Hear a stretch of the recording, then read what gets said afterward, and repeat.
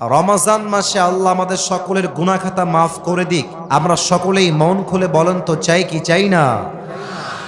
আল্লাহর হাবিব বলেছেন রমজান মাসে আল্লাহ তাআলা বান্দার জীবনের এক একটা রোজার বিনিময়ে এক একটা বছরের গুনাহ খাতাকে আল্লাহ মাফ করে দেয়। বান্দা একটা রোজা ঈমান নিয়ে রাখবে, আল্লাহ তার অতীতের এক বছরের গুনাহ খাতা মাফ করে দিবে। সুবহানাল্লাহ পড়ো সবাই। তবে আজকে একটা অবাক করা তথ্য আমি এই মাহফিলে দিতে চাই, যেটা হয়তোবা অনেকেই জানেন না। বলতে গেলে 100 ভাগের 99% পিপল, 99 ভাগ মানুষ আপনারা জানেন না। হাদিসে আসছে রমজান মাসে আল্লাহ তাআলা বান্দার জীবনের সব গুনাহ মাফ করেন, সবাইকে আল্লাহ মাফ করেন।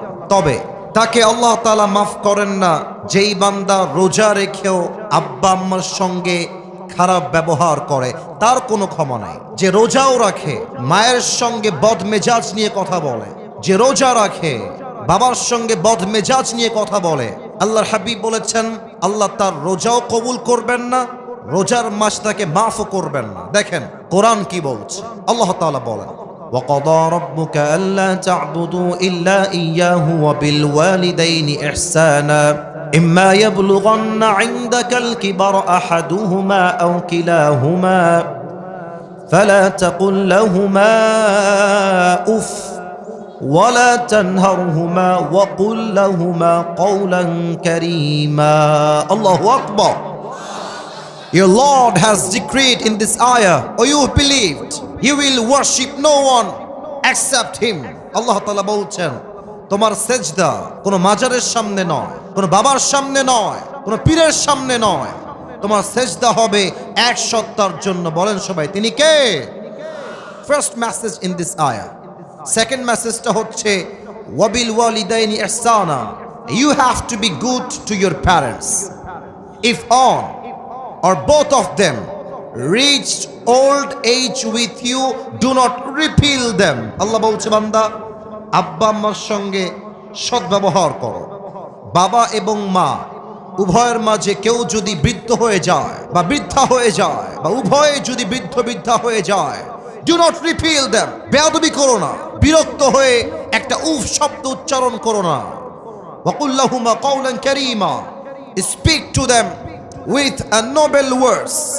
বিনয়ের ডানা বিছিয়ে নরম ভাষায় কথা বলো, বিনয়ের সাথে কথা বলো। Be humble to your parents. ভালো করে কথা বলো। তোমার রোজা এবং তোমার ইবাদত কবুল করবে একজন। আওয়াজ দিয়ে বলেন সবাই তিনি কে? না, এটা দিনাজপুরের সাউন্ড হয় নাই। আরে দিনাজপুরের সন্তান তো আওয়াজ দেয় কাপুরুষের মতো নয়, বীর পুরুষের মতো এর আওয়াজ দিয়ে কথা বলে। বলেন সবাই তিনি কে?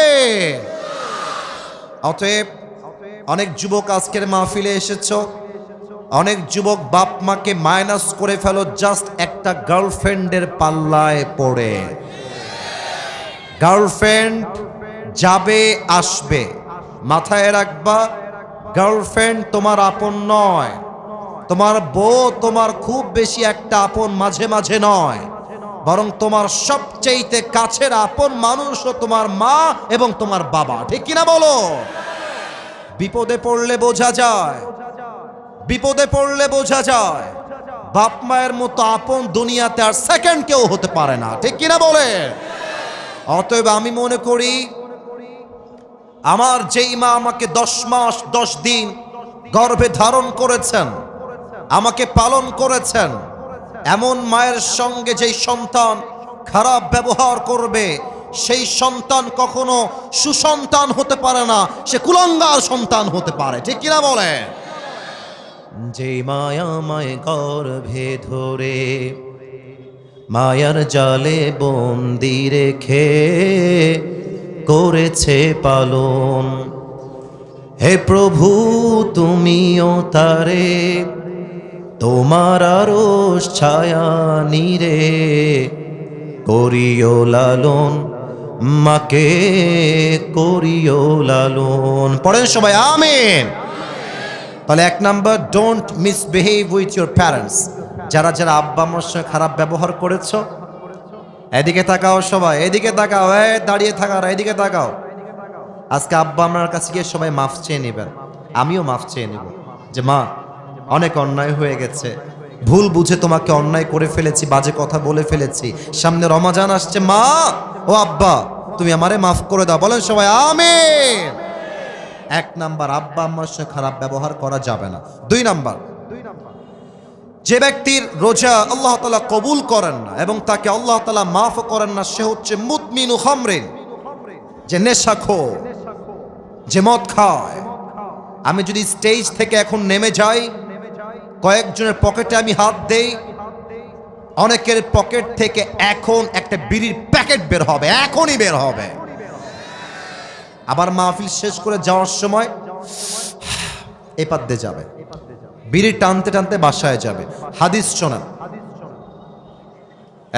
ডানে আওয়াজ না, একদম চুপচাপ, ওই কন্ট্রোল করো। ভলান্টিয়ার্স গো ব্যাক, ওদিকে যাও, পিচ্ছি থেকে কন্ট্রোল করবা। এদিকে সবাই লুক এট মাই ফেস, এদিকে ভাই, ওদিকে কিছু নাই, এদিকে। হাদিস শোনেন, ইদা শারিবাল খামর ফাজলিদুহু, আল্লাহর হাবিব বলেছেন যদি কেউ মদ পান করে ফ্লগ হিম, তাকে ব্যাট দিয়ে আঘাত করো। If he becomes intoxicated again, fajliduhu, flog him again. আল্লাহর হাবিব বলেছেন যদি আবার সে মদ পান করে আবার ব্যত্রাঘাত করো, যদি আবার করে আবার ব্যত্রাঘাত করো, যদি সে চারবার এসে আবার মদ পান করে ফadribu উনকাহু, behead him. আল্লাহর হাবিব বলেছেন যে চারবার মদ পান করবে তাকে এক কোপ দিয়ে তার কল্লা আলাদা করে দাও। আল্লাহু আকবার। কি কড়া বিধান শাস্তির। অতএব রমজান মাসে আমরা তওবা করছি, বিড়ি, সিগারেট, মদ এবং নেশাগ্রস্ত কোনো জিনিস আমরা মুখে নিব না। রাজি আছেন তো সবাই ইনশাআল্লাহ? একটু হাত তুলে বলেন সবাই ইনশাআল্লাহ। 3 নাম্বার রোগটা বলবো, এটা বড্ড মারাত্মক রোগ। এই রোগের জন্য আমাদের দেশটা ধ্বংস হচ্ছে।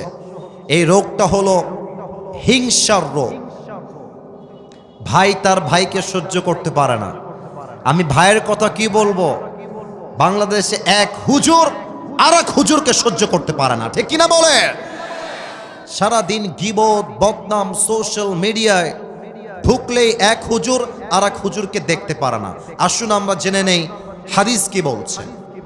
আল্লাহর হাবিব বলেছেন আল হাসাদ তাকুলুল হাসানাত কামা তাকুলুন নার আল হাতাব।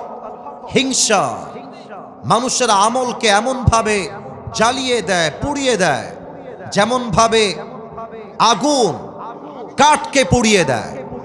এবং আল্লাহর হাবিব বলেছেন রমজান মাসে আল্লাহ তাআলা সবাইকে মাফ করে দিবেন, 2 জনকে মাফ করবেন না। তার মাঝে একজন হচ্ছে মুসাহেন, যে তার হৃদয়ে তার ভাইয়ের জন্য বিদ্বেষ পোষণ করে। অতএব সবাই আমরা নিয়ত করছি আমাদের হৃদয় থেকে সমস্ত হিংসা আমরা রমজানের পূর্বেই মুছে ফেলবো। বলেন সবাই ইনশাআল্লাহ। আর আপনারা গ্রামের মানুষ, আমি আসিফ হুজুর গ্রামের সন্তান। আমরা গ্রামের সন্তান বলেই আমাদেরকে মাইনাস করে দেওয়া যাবে না। পুরো পৃথিবীতে যারাই ইতিহাস করেছে, যারা ইতিহাসের রচনা করেছে, তার 90 ভাগেরও বেশি মানুষ গ্রাম থেকে উঠে গিয়ে ইতিহাস তৈরি করেছে। গ্রামে একটা সমস্যা আছে, একটু কিছু কথা হয়ে গেলে, একটু রাগারাগি হয়ে গেলে আর কথা বলে না, তাকায় না, সালাম কালাম দেয় না, আত্মীয়তার সম্পর্ক বিচ্ছিন্ন করে ফেলে। আল্লাহর হাবিব বলেছেন যে আত্মীয়তার সম্পর্ক বিচ্ছিন্ন করে তার কোনো ইবাদত আল্লাহর কাছে কবুল হবে না। এর চাইতে মারাত্মক হাদিস শোনেন, এর চাইতে মারাত্মক হাদিস, লা ইয়াদখুলুল জান্নাতা কাতিউন, he who break the kinship relationship will not enter in the paradise. জাতীয়তার সম্পর্ক বিচ্ছিন্ন করে কোনো কারণ ছাড়া, তার জন্য আল্লাহর জান্নাত হারাম হয়ে যায়। নাউজুবিল্লাহ বলবেন না আপনারা সবাই? এজন্য যদি ভাই ভাইয়ের সঙ্গে ঝগড়া হয়ে যায়, বোন বোনের সঙ্গে ঝগড়া হয়ে যায়, যেখানে যার যেভাবে ঝগড়া হয়েছে, আজকে আমরা রোজার পূর্বেই সবকিছু মিটমাট করে নিব। বলেন সবাই আওয়াজ করে ইনশাআল্লাহ। 5 নাম্বারটা একটু দেখবেন আমার দিকে। এইটা আমার মুখে কি, এই যে আমার উপস্থাপক ভাই বলেছে, বাদ বাকি আওয়াজ আমার কানে আহামরি আসে নাই। আরেকবার আমার মুখে এইটা লম্বা লম্বা কি ভাই? মাশাআল্লাহ। আচ্ছা, মিথ্যা বলবেন না। আমি জানি দিনাজপুরের মানুষ কথায় এক, কাজেও এক। ভালোবাসলে আই লাভ ইউ, না বাসলে আই হেট ইউ, ঠিক কিনা বলেন? আচ্ছা মুরব্বী, আব্বাজান, যুবক ভাইয়ার, আমাকে দাড়িতে আনস্মার্ট লাগতেছে না স্মার্ট লাগতেছে? তো জোরে বলেন না, আনস্মার্ট না স্মার্ট? স্মার্ট লাগতেছে। মনে রাখবেন, দাড়ি কাটাই হচ্ছে এমন একটা গুনাহ, এখানে ওলামা একরাম আছেন, বানিয়ে বলার নো চান্স, নো অপরচুনিটি, যে দাড়ি কাটে প্রত্যেক সেকেন্ডে সেকেন্ডে তার আমলনামায় 60টা করে কবিরা গুনাহ লেখা হয়। এবার আসেন হাদিসটাকে মিলাই দেই। আপনি রোজা রাখলেন, ইটস এ ফাস্টিং, এটা রোজা, এটা সওয়াবের কাজ। সওয়াব করছেন একদিকে, আবার দাড়িটা কামাই ফেলেছেন, প্রত্যেক সেকেন্ডে সেকেন্ডে 60টা করে কবিরা গুনাহ, এদিকে রোজার সওয়াব। দুইটা যখন হবে প্লাস মাইনাস হবে, একদিকে যোগ হবে আর একদিকে ফাঁকা হবে। আপনার মাসের বেতন হচ্ছে 30,000 টাকা আর খরচ হচ্ছে 40,000 টাকা। মাস শেষে ব্যালেন্স অ্যাড হবে 30,000, খরচ হয়ে যাবে 40,000। দেখবেন প্লাস মাইনাস করলে ফলাফল হবে 0। আপনি রোজাও রাখবেন, আবার দাড়িও ক্লিন শেভ করবেন, আপনার ওই রোজার 2 পয়সা দাম আল্লাহর কাছে নাই, ঠিক কিনা বলেন? অনেক যুবক বলবে, হুজুর দাড়ি কাটলে আমাকে মেয়েরা হয়তো বা বিয়ে করবে না। না করো, এটাই কথা ঠিক। বেটি, তুমি আমারে বিয়ে করবে না, কোনো টাইম নাই তোমার। তোমার মতো মেয়ের জন্য আমার মতো দাড়িওয়ালা বিয়ে পুরুষ নয়, তোমার মতো মেয়ের জন্য বিটিএস এর হিজড়াই সবচেয়ে বেশি পারফেক্ট হবে। বলেন তো, আমার নবীর মুখে লম্বা লম্বা চাপ দাড়ি ছিল কি ছিল না? আমার নবীর মতো সুন্দর, অসাধারণ এই তল্লাটে সেকেন্ড কেউ আর কেউ কি হতে পারে? চাঁদের চেয়ে সুন্দর তুমি, নবী আমার কমলি হিওয়ালা, দো জাহানের বাদশাহ তুমি, প্যারা নবী সাল্লে আলা। দো জাহানের বাদশাহ তুমি, প্যারা নবী সাল্লে আলা। চাঁদের চেয়ে সুন্দর তুমি, নবী আমার কমলি হিওয়ালা। সুবহানাল্লাহ পড়ো সবাই। অতএব আব্বাজান যারা এসেছেন, যুবক যারা এসেছো, একটা ওয়াদা আমাকে করতেই হবে তোমাদের। একটা ওয়াদা না করলে কাউকে আমি ছাড়বো না। বলেন সবাই হুজুর, জোরে জোরে হুজুর। আমরা দিনাজপুরের সন্তান, আপনাকে ওয়াদা দিলাম, আজ থেকে এই দাড়ি, সবাই দেখি একটু দাড়িতে হাত দেন, এই দাড়ি আমি কখনো কাটবো না, এই যে এভাবে কাটবো না। বলেন সবাই ইনশাআল্লাহ। 6 নাম্বারটা বলেই শেষ করছি। একটু আমার পা দেখবেন, বেয়াদবি নিবেন না, বেয়াদবি নিবেন না। পা দেখবেন, বেয়াদবি নিবেন না। এই যে আমার পায়ে এই যে টাকনুর কাছে পায়জামা আছে, যারা দেখতে পাচ্ছেন বলেন তো, আমার পায়জামা টাকনুর নিচে না টাকনুর উপরে? উপরে। পুরুষ মানুষের জন্য টাকনুর নিচে প্যান্ট পরা স্পষ্ট হারাম, নিয়ম হয়ে গিয়েছে চেঞ্জ। নারীর জন্য টাকনুর নিচে প্যান্ট পরতে হবে। নারীরা আজকাল ঢাকা শহরে হাফ প্যান্ট পরে ঘুরে বেড়ায়। আস্তে ঠিক বললেন কেন? জোরে বলেন। পুরুষদের জন্য প্যান্ট পরতে হবে টাকনুর উপরে, আর পুরুষরা গ্যাবার্ডিং প্যান্ট পরে ঘুরে বেড়ায়, ঠিক কিনা বলেন? আল্লাহর হাবিব বলেছেন, সতরের প্রত্যেকটা অঙ্গ তোমাকে ঢাকতে হবে, এবং যেই যুবক, যেই পুরুষ টাকনুর নিচে প্যান্ট পরবে, যত দূর পর্যন্ত প্যান্টের কাপড় যাবে, প্রত্যেকটা অঙ্গকে জাহান্নামের আগুনে পুড়িয়ে ধূলিসাৎ করবে একজন। বলেন সবাই, তিনি কে? আল্লাহ আমাদের সবাইকে তুমি এই 6টা বদ আমল থেকে রমজানের পূর্বেই বাঁচার তৌফিক দান করো। পড়েন সবাই আমিন। আপনাদের বউ আছে কার কার? একটু হাত তুলেন। আপনাদের কারো বউ নাই? আমি বিশ্বাস করি না। সত্যি সত্যি সত্যি। আহারে আল্লাহ, আমার যুবক ভাইদের সবাইকে তুমি নেককার দিনদার বউ দিয়ে দাও। পড়েন সবাই আমিন। যারা আমিন কয় না তারা কেউ বউ পাবে না। আরে মিয়া জোরে সোরে কোন আমিন। আসলে আমরা 3টা তাকবীর দিয়ে আয়াত ভিত্তিক তাফসীর শুরু করে দেই। প্রথম তাকবীর দিবেন আমার প্রিয় বিবাহিত আব্বাজান এবং যুবক ভাইরা। দেখা যাক আজকে কারা জিতে। বিবাহিত ভাইরা একটু কাশি দেন আমার সাথে। না, এটা মান সম্মানের ব্যাপার ভাই, একটু আওয়াজ দিয়ে কাশি দেন আব্বাজান। আরে মিয়া দিনাজপুরের মুরব্বীরাও একদম বুকে তাজা সাহস রাখে, ঠিক কিনা বলে? আব্বাজান আপনারা সবাই এবং বিবাহিত যারা সবাই একটা কাশি দিয়ে গলাটাকে একটু শক্তিশালী করেন। হ্যাঁ, মাশাআল্লাহ। দেখা যাক সিঙ্গেলরা জিতে না বিবাহিতরা জিতে তাকবীর দিয়ে। বিবাহিত ভাইরা রেডি হয়ে যান। নারায়ে তাকবীর। বিবাহিত ভাইরা মাশাআল্লাহ অনেক ভালো ছিল, অনেক ভালো ছিল। সাউন্ডটা একটু বাড়ান, সাউন্ডটা হালকা একটু বেস মোটা করেন, বেস। এবার আমার সিঙ্গেল ভাইদের পালা। সিঙ্গেল লাইটকে আসে দাও। আমি মাফ চাচ্ছি, আমি জানি না কারা জিতবে। দেখা যাক কারা জিতে। আমার আশেপাশে ওলামা একরাম আছেন, হুজুররা আছেন, সবাই নাম্বার দিবে। সিঙ্গেল ভাইয়ের আরেকবার কাশি দাও। দেখা যাক কারা জিতে। নারায়ে তাকবীর। বিবাহিত ভাইরা আমাকে মাফ করে দিয়েন। আমার বিবাহিত ভাইরা আজকে ফেল করেছেন, সিঙ্গেল ভাইরা আজকের মাহফিলে পাস করেছে, ঠিক কিনা বলে? আচ্ছা, এবার আর কোনো ভাগাভাগি নাই। এবার আমরা সবাই মিলে তাকবীর দিব। এমন জোরে তাকবীর দিবেন যে আমি স্টেজ ভেঙে উল্টে নিচের দিকে পড়ে যাব। আচ্ছা, সবাই একটা কাশি দেন।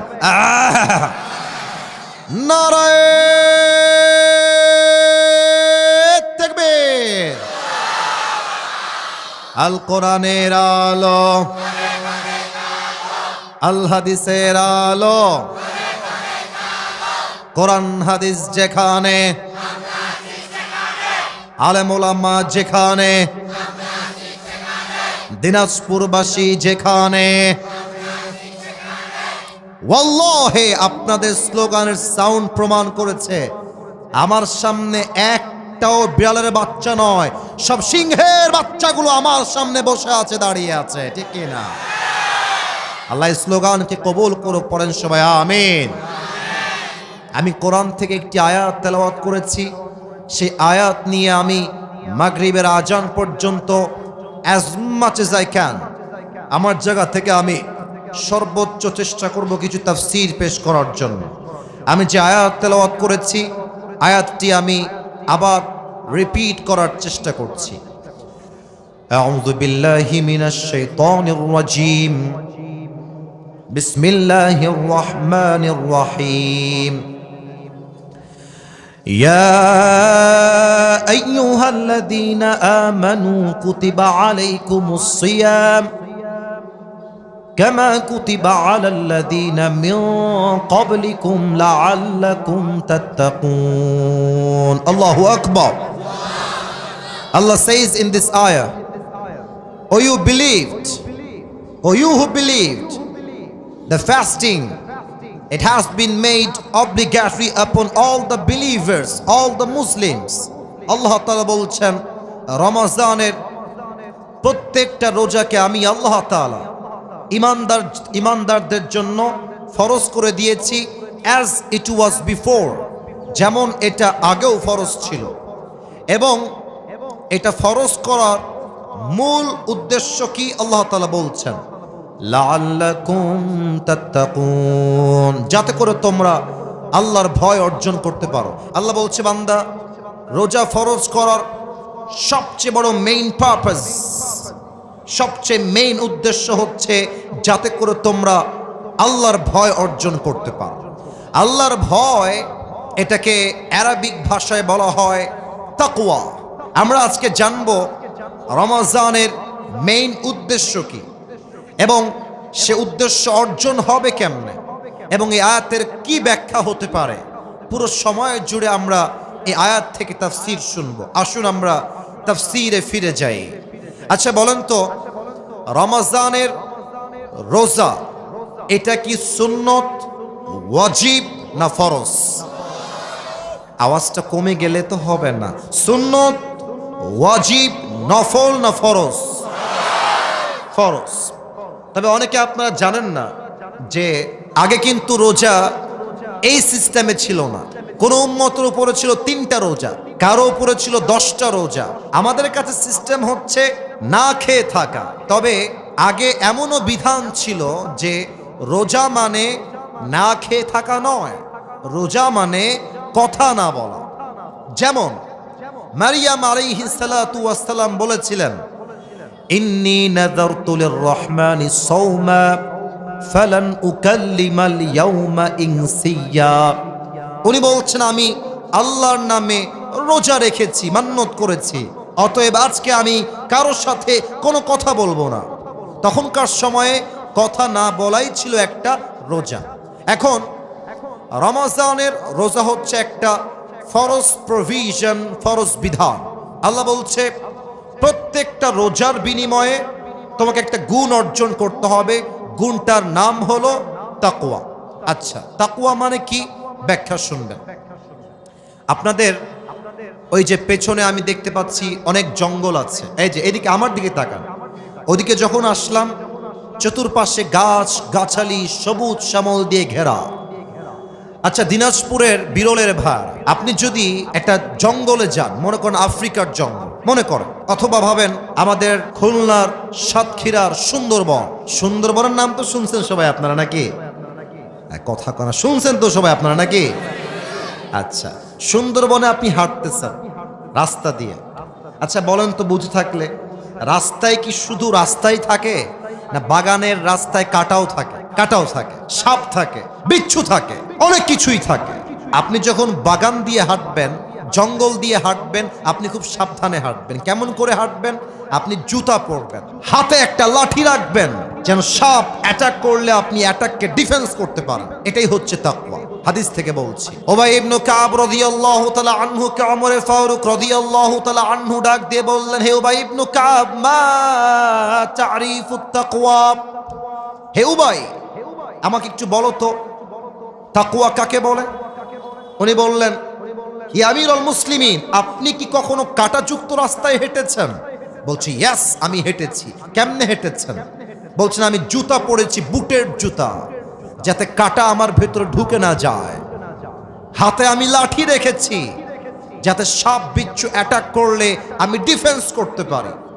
উবাই ইবনে কাব বলছেন, that is the definition of তাকওয়া, এটাই হলো তাকওয়া। তো ওমর ফারুক বলছে, কি বললেন? এইটা তাকওয়া কেমনে হয়? আমি তো সংখ্যা বুঝলাম না, একটু বুঝায় বলেন। উবাই ইবনে কাব বললেন, দুনিয়াতে চলতে গেলে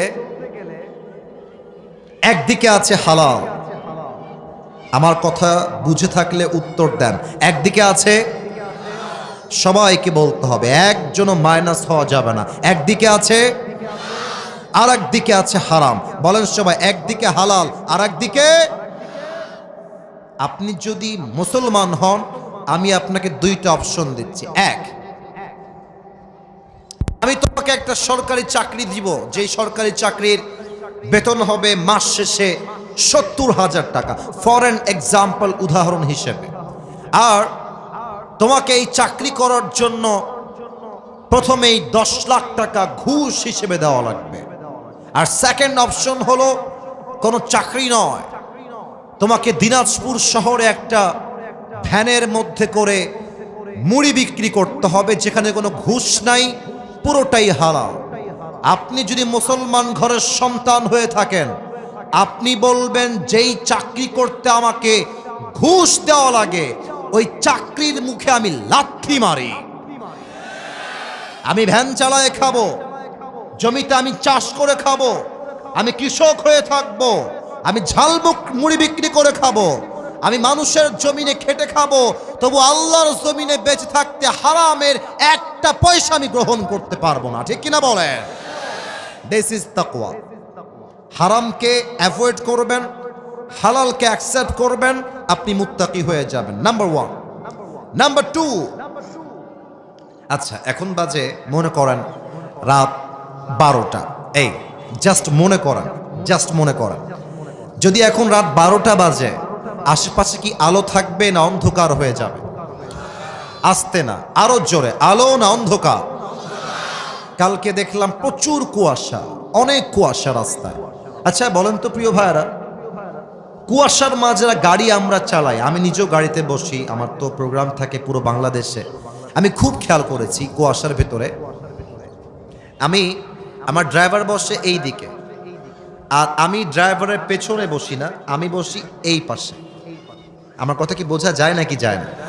আচ্ছা, আমি খুব খেয়াল করেছি, আমি পরশুদিনও খেয়াল করলাম যে যখন কুয়াশা থাকে একটু পর পর আমাদের গাড়ির যে গ্লাস আছে, গ্লাস সামনের যে গ্লাস যেটাতে আমরা সব কিছু দেখি, গাড়ি আসছে কিনা, কেউ ক্রস করছে কিনা, রাস্তায় কেউ আছে কিনা, ওই গ্লাসটা কুয়াশার পানিতে পুরোটা ঝাপসা হয়ে যায়, দেখা যায় না। আবার দেখবেন যখন কুয়াশা পড়ে দিনাজপুরে, কুড়িগ্রামে, রংপুরে, দেখবেন যেই বাস চলে 120 গতিতে, যেই বাস চলে 170 গতিতে, 150 গতিতে, 100 গতিতে, দেখবেন ওই বাস কুয়াশার সময় চলে মাত্র 30 অথবা 40। কেন? সামনে কিছু দেখা যায় না। এবার বলেন তো, প্রচুর কুয়াশা, পুরো মাঠ কুয়াশা দিয়ে ভরা, রাত বাজে 2টা, আপনি আছেন বাসার ভেতরে, আপনার লাইট বন্ধ, the door is locked, the window is locked, জানালাও বন্ধ, দরজাও বন্ধ। আপনি বসে বসে মোবাইল ফোনটা বের করে উলঙ্গ ভিডিও দেখছেন, হিন্দি গান শুনছেন, অনেক যুবক রাত হলে পর্নোগ্রাফি দেখছেন। কেউ না দেখলেও আপনাকে দেখছে একজন, আওয়াজ দিয়ে বলেন সবাই, তিনি কে? অতএব এটাই হচ্ছে তাকওয়া। আমি আমার বোনদের কাছে আবদার রাখবো, আম্মা জান আমাকে এখান থেকে না দেখে স্টেজে গিয়ে বসেন, ওখানে প্রজেক্ট দেওয়া আছে না, তো আমাকে সরাসরি না দেখলেই ভালো। এই যে আপনারা ওদিকে তাকাবেন না, এইদিকে। আমি বলতাম না, আমার কমেন্ট্রি ভাইরা আবদার রেখেছেন তাই বললাম, আম্মা জান বসে গেলে ভালো হয়। সবাই একটা তাকবীর দেন, নারায়ে তাকবীর। অতএব কেউ না দেখলেও দেখে একজন, আওয়াজ দিয়ে বলেন সবাই, তিনি কে? অতএব আমি যখন কোনো অন্যায় করব, কোনো পাপ করব, আমার হৃদয়ে সব সময় ভয় থাকতে হবে এক সত্তার, তিনি কে?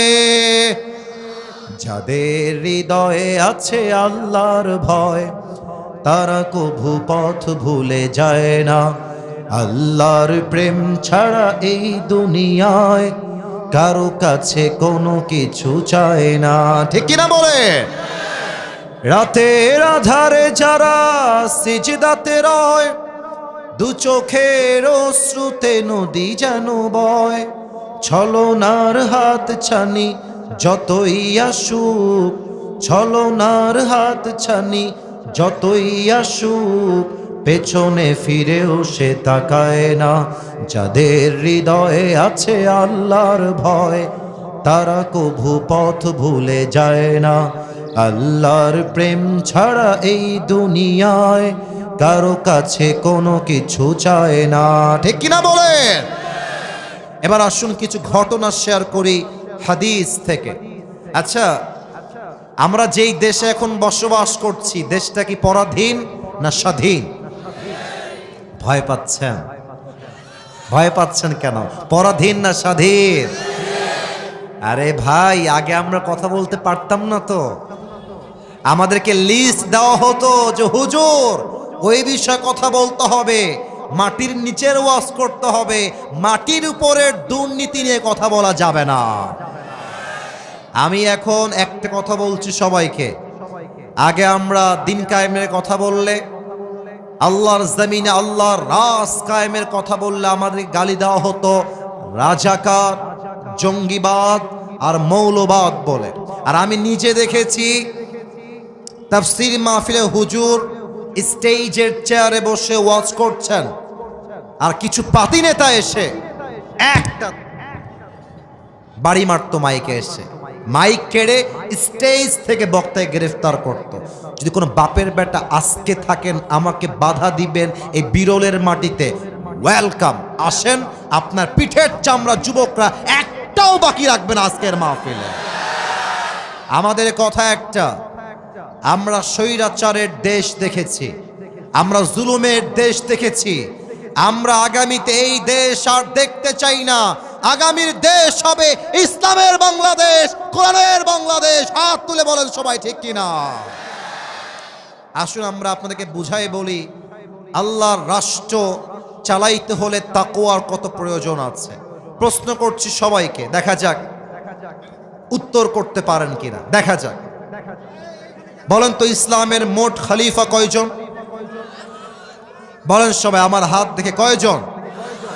আচ্ছা, দেখা যাক। এই যে আওয়াজ না, ওরা নামলে নামুক, না নামলে নাই। আবার ও যুবকদের কষ্ট যাবে, যুবকরা আমরা কলি যে ওদের কষ্ট দিবেন না, মেহেরবানি করে থামেন থামেন থামেন। প্রিয় ভাইরা, বলেন ইসলামের কয়জন খলিফা? বলেন তো প্রথম খলিফার নাম কি? মাশাআল্লাহ মাশাআল্লাহ মাশাআল্লাহ, অনেকে বলে ফেলেছেন। এবার সবার থেকে জানতে চাই, ইসলামের প্রথম খলিফার নাম কি? আবু বকর রাদিয়াল্লাহু তাআলা আনহু। ওনার কাছে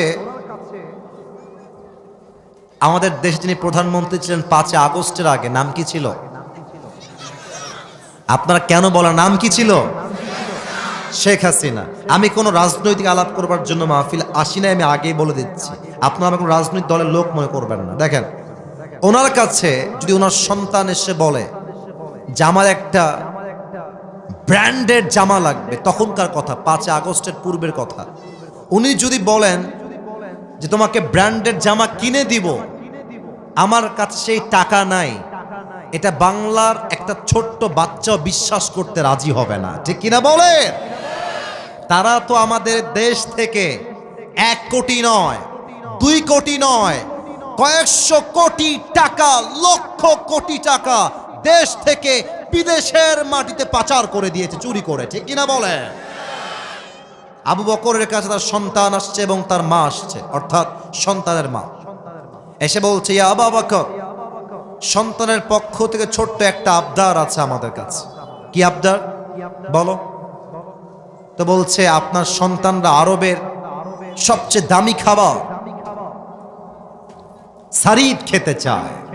মুরব্বীরা যারা এসেছেন আপনারা বুঝবেন, আমাদের দেশে মুরগির গোস্তের চাইতে গরুর গোস্তের দাম কম না বেশি? মাসে হয়তো বা মধ্যবিত্ত পরিবারের সন্তান আমরা একবারও গরুর গোস্ত খাইতে পারি কিনা সন্দেহ। তো এসে বলছে সারিদ খেতে চায়, আপনি কিনে দেন।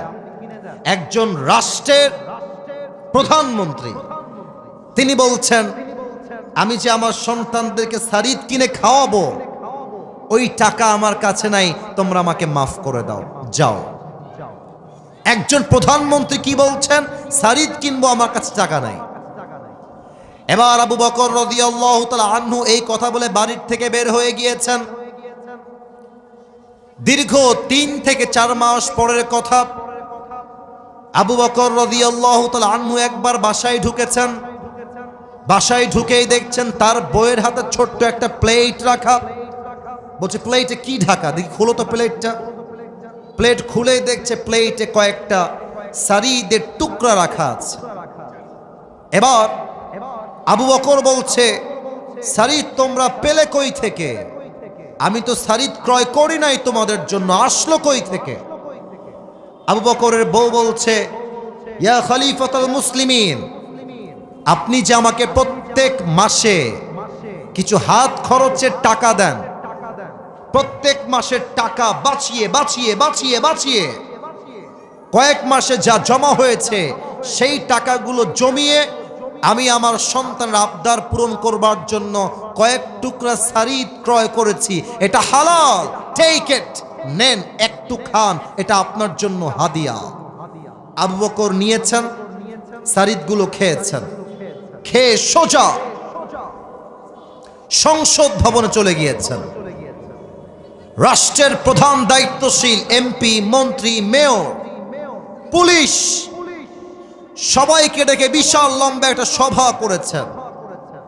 আর ডাক দিয়ে বলছেন, সবাই শুনবেন মন দিয়ে, আমি আবু বকর এই রাষ্ট্রের প্রধানমন্ত্রী হলাম, আমি একা, আমার উপরে সব দায়িত্ব।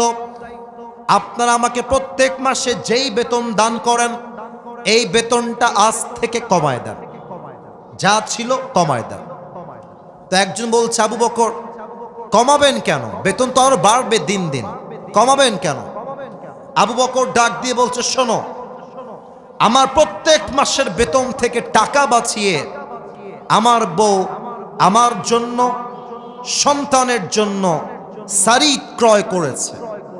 এর দ্বারা প্রমাণ হয়ে গিয়েছে যে আমার সংসার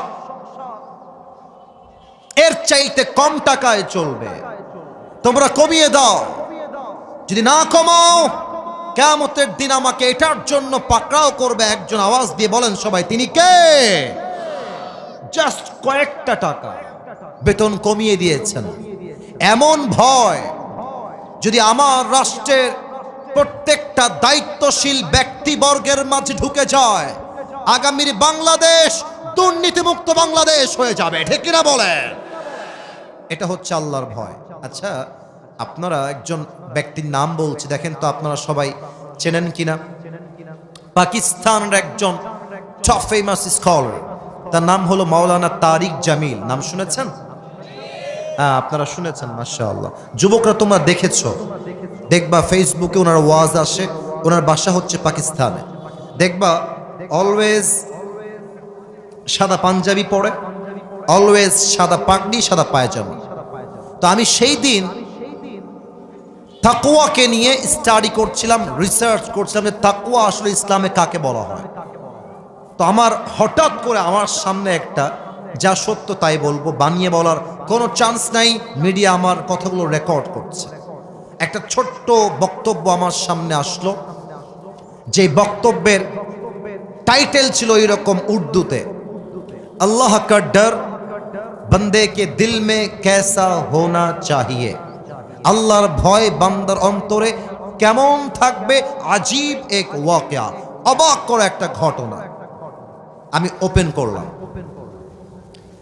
আচ্ছা, অসুস্থ হলে আপনারা কিসে ভর্তি হন? এই যে কথা না বললে দিনাজপুরের মাটির তো বদনাম হবে। অসুস্থ হলে আমরা কিসে ভর্তি হই? হসপিটাল বা মেডিকেল। আচ্ছা, এই যে পিচ্ছি, পিচ্ছি, ওকে ধরো তো, ওকে বসে দাও, বসো। ব্যাটা তো ঠ্যাং ভেঙে ফেলবো রে। চুপ করে বসো কলিজা বাবু, বসে পড়ো। সবাই তাকবীর দেন, নারায়ে তাকবীর। ভাইরা, 1 ঘন্টা ওয়াজ হয়ে গেছে, একটু পরে আজান দিবে। আমরা জানি শেষ ভালো যার। ওরে ভাই বলেন, শেষ ভালো যার। আর কয়েকটা মিনিট সময় আছে, আমাকে দেওয়া যাবে কি যাবে না? তো তারিক জামিল বললেন, পাকিস্তানের একজন যুবক আফটার বিং সিক, অসুস্থ হওয়ার পরে সে একটা খ্রিস্টানদের হসপিটাল, মিশনারি হসপিটালে ভর্তি হয়েছে। ভর্তি হওয়ার পরে যখন 7 দিন হয়ে গিয়েছে, আপনারা জানেন সবাই যে খ্রিস্টানদের প্রত্যেকটা নার্স হয় মেয়ে। আমাদের বাংলাদেশে মেডিকেলগুলোতেও নার্স হয় মেয়ে। আর বেশিরভাগ নার্সরা কিন্তু দেখতে অধিকাংশই, হাসবেন না, সুন্দরী হয়, এটাই সত্য কথা। তো পাকিস্তান তো আরো সুন্দরী। তো তারিক জামিল বললেন, একজন খ্রিস্টান নার্স যখন যুবকটা প্রায় 7 দিন যাবৎ ভর্তি আছে, যখন তাকে রিলিজ পেপার দেওয়া হবে, তখন খ্রিস্টান নার্স রিলিজ পেপার নিয়ে আসছে এবং নিয়ে এসে যুবকের ডান দিকে দাঁড়িয়ে আছে আর ডাক দিয়ে বলছে, मैं आपसे एक बात करना चाहती हूं, अगर आप मुझे इजाजत दे तो मैं उस बात को शेयर करना चाहती हूं। মেয়েটা বলছে, ভাই আপনি যদি আমাকে অনুমতি দেন, আমি আপনার সঙ্গে 1টা মিনিট কথা বলতে চাই। তো যুবকটার, আমাকে দেখবেন সবাই, সবাই look at my face, look at my head, আমার মাথা দেখেন। যুবকটার মাথা অলওয়েজ মেয়ে আসলেই নিচের দিকে তাকায় না, মুসলমান তাকায় না, নিচের দিকে। তো যুবকটা মাথা নিচু করে বলছে, आप मुझे क्या कहना चाहती है बताइए, मैं आपकी बात सुन रहा हूं। বলেন কি বলবেন। তো মেয়েটা হচ্ছে খ্রিস্টান, যুবকটা হচ্ছে মুসলমান।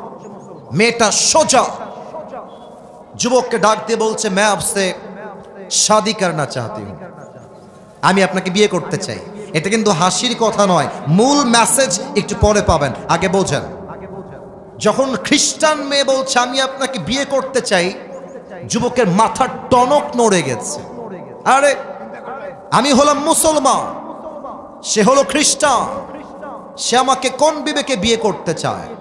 যুবক ঠান্ডা মাথায় বোনকে বলছে, বোন ठीक है, मैं समझ गया कि आप मुझसे शादी करना चाहती हैं, लेकिन एक बात है, यहां पे इतने सारे, आप किसी से भी शादी करना नहीं चाहती, आप मुझसे ही शादी करना क्यों चाहती है?